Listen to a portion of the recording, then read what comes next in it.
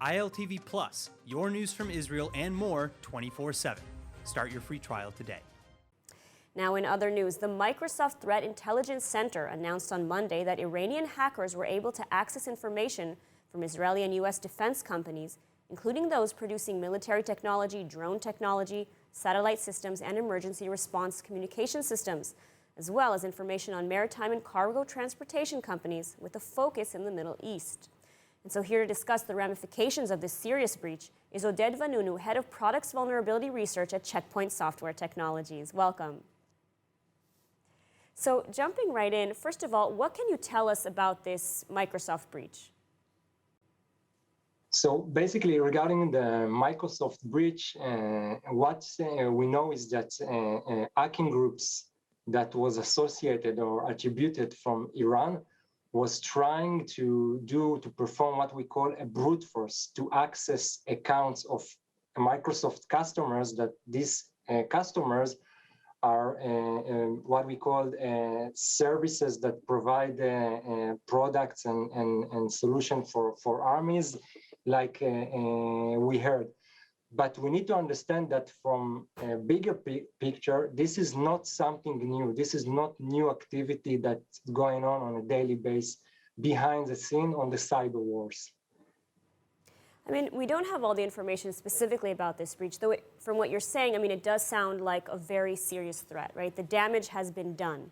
So what does Israel need to do now? What do these companies need to do now to counter this threat or to prevent breaches like this in the future?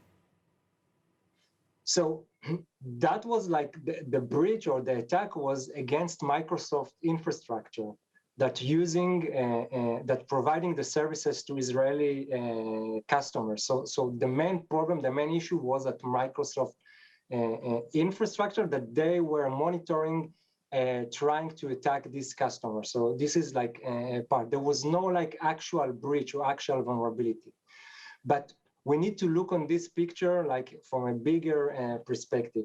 We need to understand that on a daily basis, there are cyber wars between Israel and countries that would like to get intelligent, that would like to get access to intellectual properties. This is part of the game today. We need to understand that conventional wars budget is shifted to cyber wars. Countries have hacking group, illegal hacking group, part of the armies, that what they are doing is that they are creating target objectives to gain intelligence and to gain data for a day of a war. And this is the reality that we live. And of course, we know that Israel has a lot of enemies that would like to get the intellectual property and the information that we have in our economy or in our defense vendors or defense customers. So this is something that happens on a daily basis, and we see it on every day. And I think that from a wake-up call perspective, we need to make sure that our economy and our industry is well protected from these sophisticated attacks that are being executed by countries, which means that they have a lot of resources and a lot of budgets to do that. All right, Oded Vanunu, thank you so much for taking the time to speak with us today. Thank you very much.